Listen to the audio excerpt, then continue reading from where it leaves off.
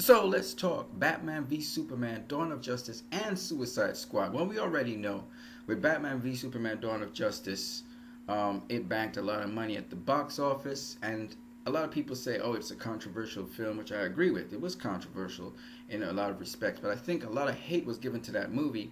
Even the Martha scene to this day, people try to poke fun of, even though they're beginning to realize and people are beginning to respect that scene, and they're realizing how stupid they are for poking fun at it because they look really dumb. But nonetheless, Batman v Superman, 2 weeks in a row they were number one at the box office, and then the third week they were not. Suicide Squad has taken it another step further. Now they're 3 times in the box office, both in the American box office and also in the worldwide box office. They've been number one. And not only that, here's the interesting thing about Suicide Squad. Their soundtrack is right now number one on the 200 Billboard track, which is amazing because not only is it the best set of music they're saying that is currently being played in the world in terms of pop music, but it's also the best movie in the world at this point in time. For 2 weeks straight, 3 weekends straight, that's amazing. Really amazing that this movie's doing all of these things. Now, I wanted to say something with respect not just to this movie and BvS, but also with respect to Christopher Nolan, because there's something about Christopher Nolan, what he did to the comic book industry in Warner Brothers, that kind of almost wrecked it. He almost destroyed the comic book industry. If you think about what came after Christopher Nolan's trilogy, which was, if you do recall, the Green Lantern. Okay, Green Lantern came after. It was in, I think, 2011. It flopped. And the reason that happened is because Christopher Nolan didn't really make a comic book movie. He didn't make a movie based on the comics. In fact, very little of the stuff that Christopher Nolan used was from the comics. I'm talking about even when you look at Robin who discovered the cave. I was just watching The Dark Knight Rises. That's why I'm talking about this. And I also looked at The Dark Knight just very recently. And let me just be honest with you guys. Christopher Nolan's movies, at least the movie, the Batman trilogy, never really excited me. I can see why people really got taken up with his movies, because his movies made people think, well, what if Batman really existed in the world today and was grounded in the world? I get it. I also get that Christopher Nolan's take on Batman kind of made people think about how they could fill in the gaps for what happened to Bruce Wayne, how did he become Batman, and so on. I get it, okay? The storytelling is not bad either. It's nice storytelling, but it's not grounded in the canons or the comics. It really is not grounded in that, okay? And I believe Christopher Nolan went the other way, and why people accepted Christopher Nolan's very serious Dark Knight trilogy is because it came off of an extremely campy, extremely comic booky Schumacher Batman and Robin. It was all colorful and all of that stuff, and people just did not vibe with that film. It was a blockbuster bust. It failed. It was a flop.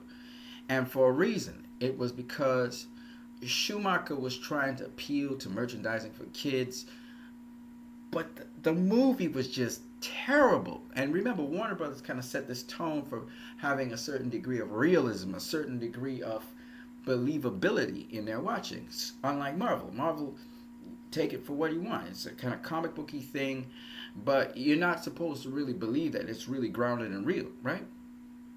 That's one thing that separates Warner Brothers from Marvel. Now, when Christopher Nolan did this trilogy, right? I've looked at it. I can understand why people appreciate that trilogy, okay? The plot and how it's developed and how the story is told. It takes its time to tell its story. It takes its time to develop the plot. You have a whole trilogy to get from beginning to end. But what people don't understand is Christopher Nolan could not maintain that. He had to keep it at a trilogy. I just finished watching The Dark Knight Rises, and I realized how much stuff is just not according to canon at all, okay? It's just ridiculous. Like, Robin is John Blake. There's no Robin in the comic books that's John Blake. You see what I'm saying? It's just completely changed the storyline. Catwoman is just a burglar. There's nobody like her in canon. Okay, you gotta understand. He took the characters and did an Elseworld on them, completely skewed them off. Principles that Batman has. You know, he doesn't use guns, or he has this one rule of not killing. While that is kind of part of canon, not the way how it was portrayed by Christopher Nolan. And the thing that really is wrecking the DCEU and hurting the DCEU is, before Christopher Nolan, no one really paid attention to that.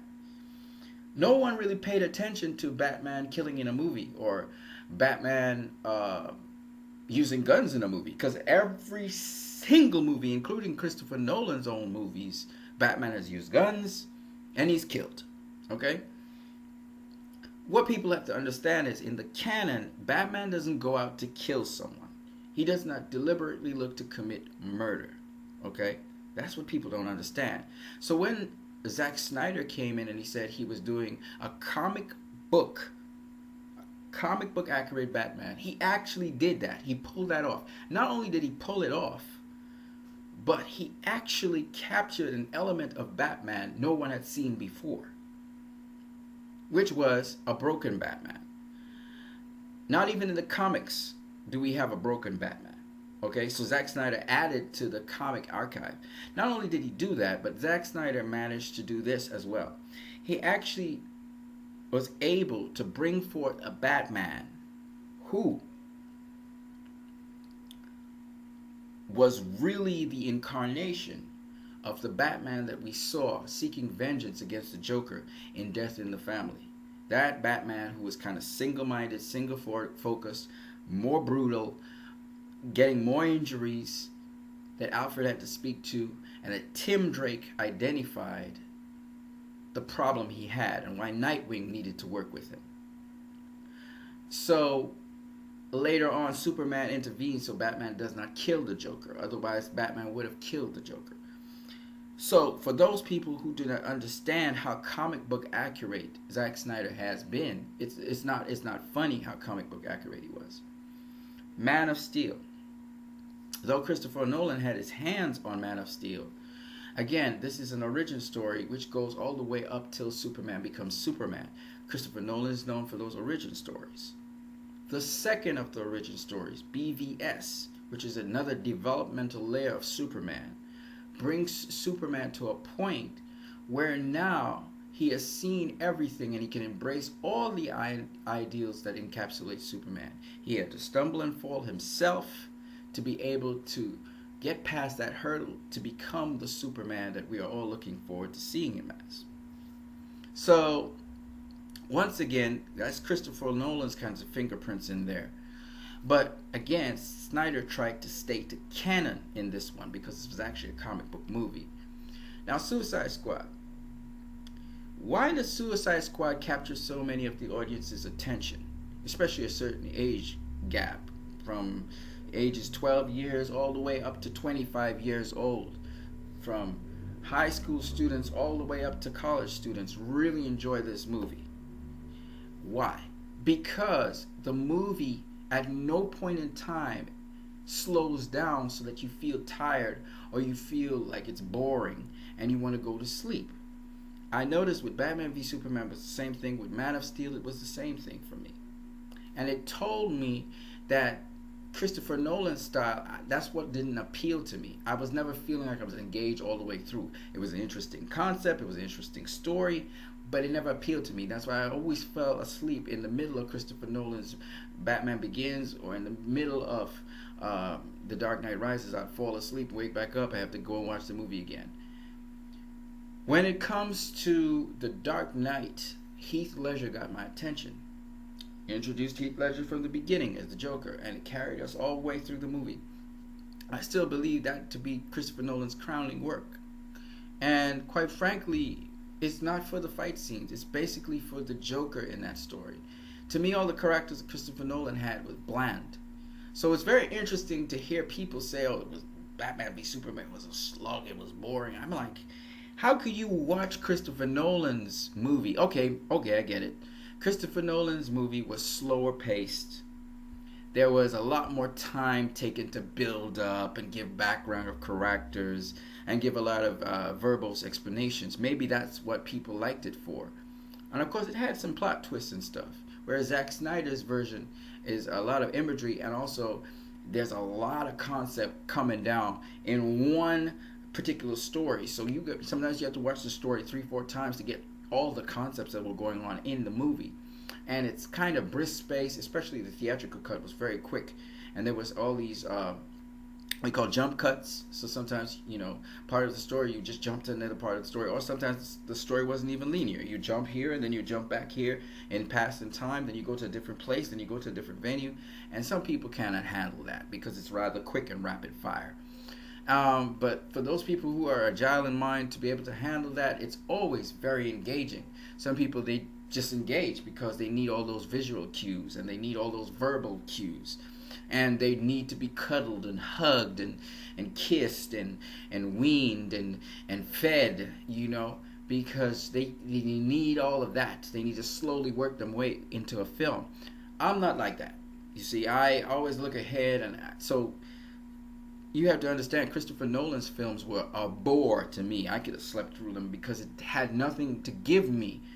It was like it gave me everything, so I don't need to go looking for anything. And for me, that's just boring, And then the fact that he really deviated completely from the comics really turned me off, because the characters there was nothing stylized about the characters. There was nothing flashy about the characters. Yes, I could see these characters existing in our world today, but some of the things I just didn't see. They seem unrealistic to me, like the bat. The bat doesn't seem like a realistic device to fly with, to be honest with you. And I'm pretty sure it wasn't flying for itself. And then some of the vehicles, like the little bat pod, which we all know had a lawnmower engine, and it really can't go very fast, and they had to speed up the thing to make it look believable and even use CGI. So I'm saying that certain things, he still had to stretch it to make the story work, right? And people took Christopher Nolan's stuff as gospel, and they went into, I've heard some really stupid statements, like I hear people say, well, everybody knows who Harley Quinn is, so they didn't need an intro for her. Or everybody knows who Batman is, so they didn't need an intro into this universe. Wrong. This is a different universe. This absolutely wasn't Christopher Nolan's universe. If Catwoman had to come into this universe, she had to be introduced differently. This is not a continuation of Christopher Nolan's trilogy. That's what people never got. This is a totally different universe, a totally different world, where you have super beings existing in it, where it's just a different place. And so I think Christopher Nolan hurt these DCEU movies, because I hear people worshiping and praising Christopher Nolan for stuff that's not even in the canon. Non-canon stuff. You know what I mean? And now the comic book people, like I forgot what his name is, Andrew Francis, also known as Future DC Comic Zone. He's angry because Christopher Nolan, basically, he did not do something that was in the canon. And I remember people saying this could hurt Warner Brothers later down the road and DC. And I remember this all the way back then, because he did this trilogy. He stopped doing the trilogy, so there's no continuation to it. He gave this Elseworld take on something that's not even comic book related. This is not even a comic book. You can't even call it a comic book movie. And people deify that so much, so that when we have the comic book movies from Warner Brothers, these people are taking it and they're trying to use the things that Christopher Nolan did in his movie and say that's what they need for this movie, which is ridiculous. Because Nolan, first of all, did an Elseworld. When people do comic book accurate movies, they're questioning, no, it's not comic book accurate, Batman doesn't kill, and so on. But that's something that they got from Christopher Nolan's movies.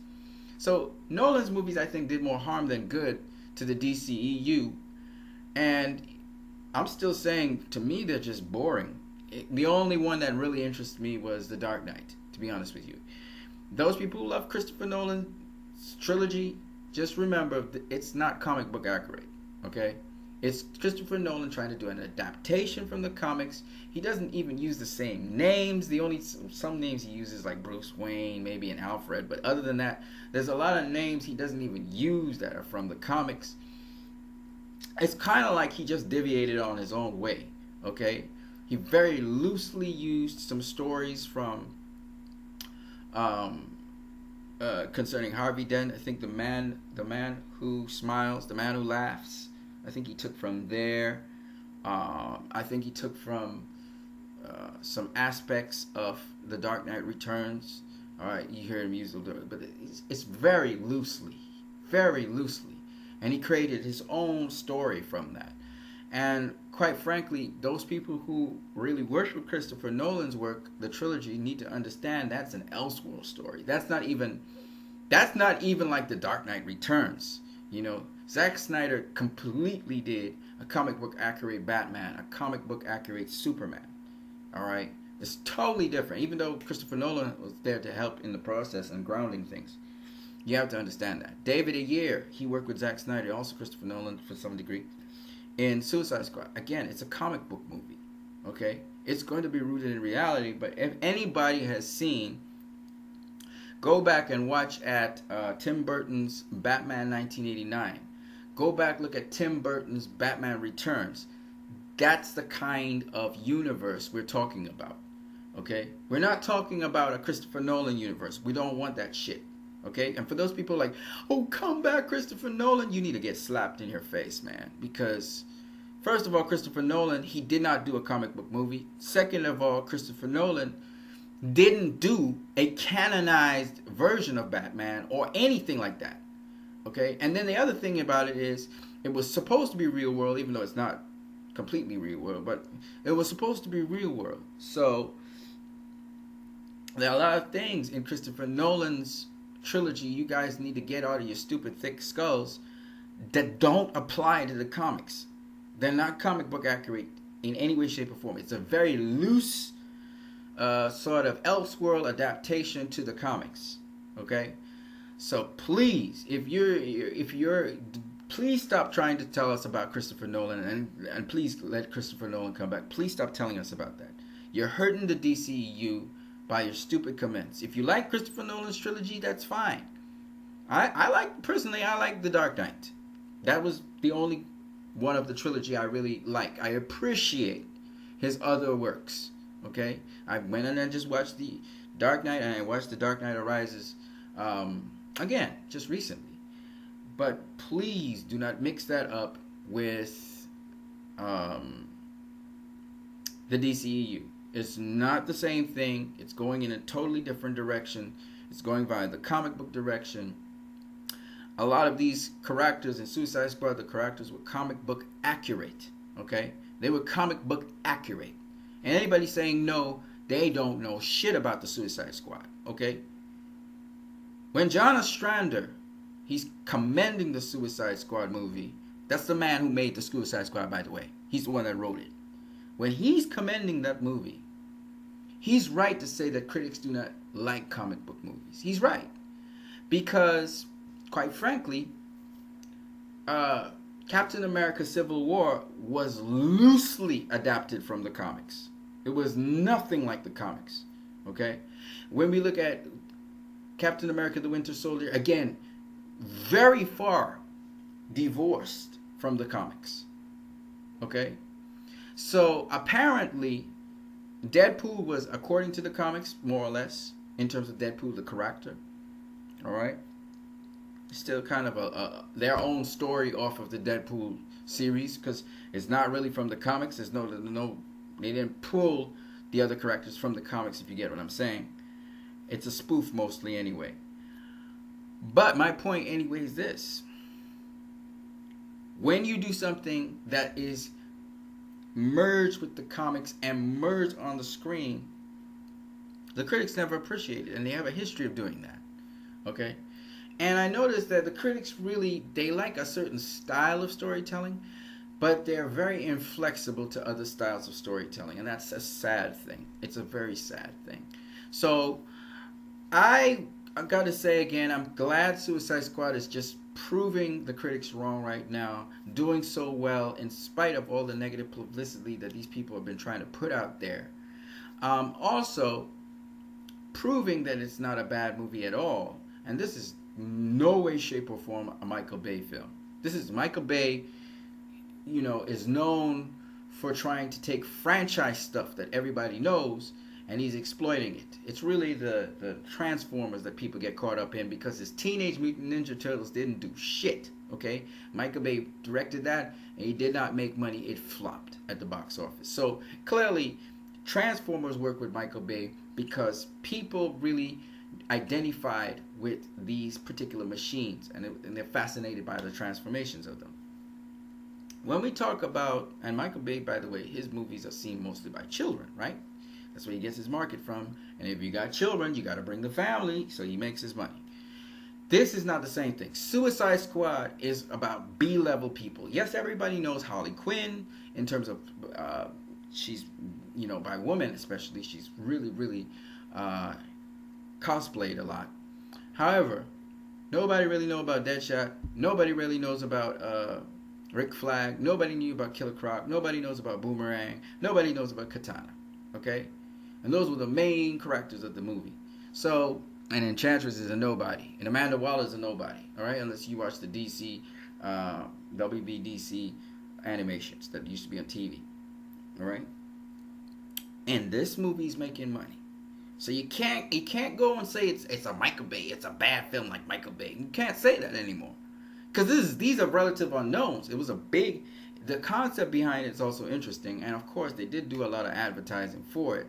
But the point is, nobody really knows these characters. No one. Okay? This is a film that introduced the characters and did a pretty decent job of doing that with minimal amount of wording, minimal amount of timing. And not only did that, but made you root for them. Make you care about them. These villains. So this is a totally different sphere of movie. Anyway, on that note, you guys have a great one.